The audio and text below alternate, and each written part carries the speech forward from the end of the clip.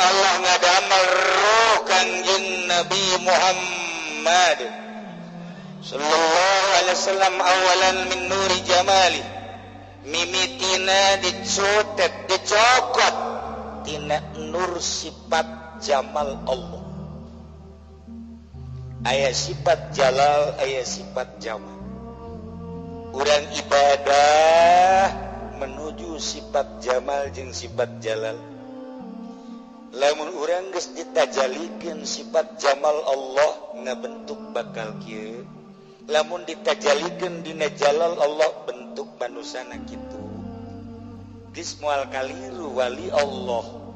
Wali Allah itu keur jamal Allah nyorot, wali ieu kieu keur jalal Allah nyorot. Moal aya perbedaan. Walaupun berbeda, satu Allah kan.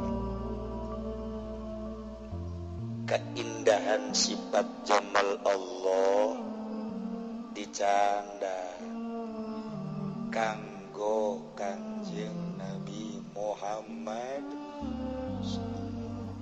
Ya Allah, insyaallah karim.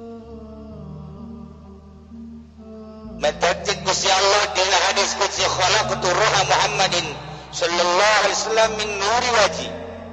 Kaula ngadamel kana roh Muhammad tina cahaya zat kaula. Sakumaha Abi Hurairah pernah ngajelaskeun ti Kangjeng Nabi, cak Kangjeng Nabi khalaqanillah min nuri. Allah ngadamel ka kaula tina nur Allah. Ya Allah. Matak ti Kangjeng Nabi awaluna khalaqallahu ruhi. Panghilana makhluk nu didamel ku Allah ruh kaula. Wa awaluna khalaqallahu nuri. Panghilana makhluk nu didamel ku Gusti Allah nuri cahaya kaula. Wa awaluna khalaqallahu al-qalam.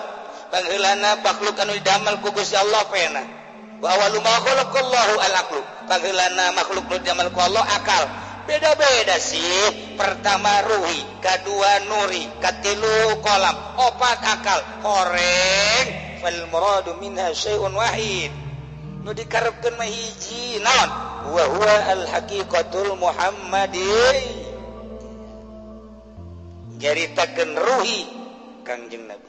Nyaritakeun nuri Kangjeng Nabi. Nyaritakeun kolam Kangjeng Nabi, nyaritakeun akal Kangjeng Nabi. Kok beda-beda sih kumaha menyikapina? Lakin summiyan nuran ketika pertama dingaranan nur ruh Kangjeng Nabi nur likaunihi sofian ani zulumatil jalaliyah lantaran cahaya bisa nganyekaskeun ngabersihan nyaangkeun tina kepekan bangsa jalal. Jelema teh nyahoeun ka pangeran sorot ku nur Kangjeng Nabi bae nyaho. Jelema teh nyahoeun kana haram sorot ku nur Kangjeng Nabi bae nyaho. Jelema teh nyahoeun kana ieu teh salat wajib sorot ku nur Kangjeng Nabi bae nyaho. Jelema teh nyahoeun kana ilmu marifat sorot ku nur Kangjeng Nabi bae nyaho. Jelema teh nyahoeun kana bahwa yen kredit teh haram sorot ku cahaya juri bae ngridit. Lamun aya kiai masih kene ngridit can kasorot ku nur Kangjeng Nabi Muhammad sallallahu alaihi wasallam. Lamun aya jelema masih kene nyokot pitah can kasorot ku nur Kangjeng Nabi Muhammad. Lamun masih kene aya jelema korupsi di negara can kasorot ku nur Kangjeng Nabi Muhammad sallallahu alaihi wasallam. Lamun aya jelema maling, aya jelema mabok, aya jelema zina can kasorot ku nur Kangjeng Nabi Muhammad sallallahu alaihi wasallam lantaran nu mantap dengaranna nur likaunihi sofian ani zulumatil jalaliyah. Tinggal datang ka mana nyorotna Kangjeng Nabi ka urang ukur ku urang. Aya anu sorotanana datang ka zahir, aya anu sorotanana datang ka batin, ieu mah zulumatil jalaliyah, bangsa jalal batin. Aya nu kakarak datang ka syariat doang tatadina teh nyaho ka salat jadi nyaho jorot tan nur Kangjeng. Nu tatadina encan nyaho bahwa itu zakat teh wajib disorot jadi nyaho jeung ngalaksanakeun nur Kangjeng datang ka dinya. Aya anu datang ka dinya doang syariat, encan datang kana thariqah aya anu disorot ku nur Kangjeng Nabi datang ka thariqah berjalan surutnya aya ngabersihan batin ulah aya ria di jero qalbu ulah aya hasud di jero qalbu ulah aya takabur di jero qalbu ulah aya hubul mal di jero qalbu hubul jah hubul dunya hubul riasa dan lain-lain sebagainya ketika nur Kangjeng Nabi Muhammad nyorot luar biasa datang ka bersih teh bersih lain lalagaan cekas ate tinggal urang kadeukeutan Kangjeng Nabi bayat sama urang maca sholawat ulah loba-loba sapoe 3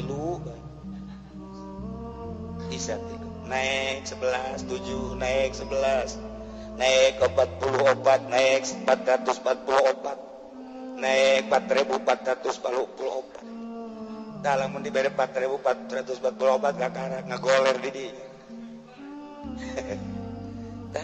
nur Kangjeng jadi urang lamun hayang nyaho keistimewaan ibadah urang sholawat ulah make macem-macem ulah make engke aya sholawatan di awak urang Kangjeng Nabi nyorot ka urang ketika Kangjeng Nabi nyorot da sabaraha persen ka urang karasa ka urang sorotan nur Kangjeng Nabi nyorotna datang ka syariat urang meta dina syariat ketika nur Kangjeng Nabi nyorot ka urang datang ka thariqah urang meta dina thariqah ketika nur Kangjeng Nabi urang nyorot kana hakikat urang meta dina hakikat tinggal sakumaha sorotan Kangjeng Nabi wae ka urang Islamun di Denmark anu ngalecehkeun ka Kangjeng Nabi di Bandung anu ngalecehkeun Kangjeng Nabi di urang anu ngalecehkeun Kangjeng Nabi ulah nyaritakeun jelema ngahinakeun ka Kangjeng Nabi melalui ucap eta mah jelas kafir urang ketika urang teu salat berarti urang ngalecehkeun Kangjeng Nabi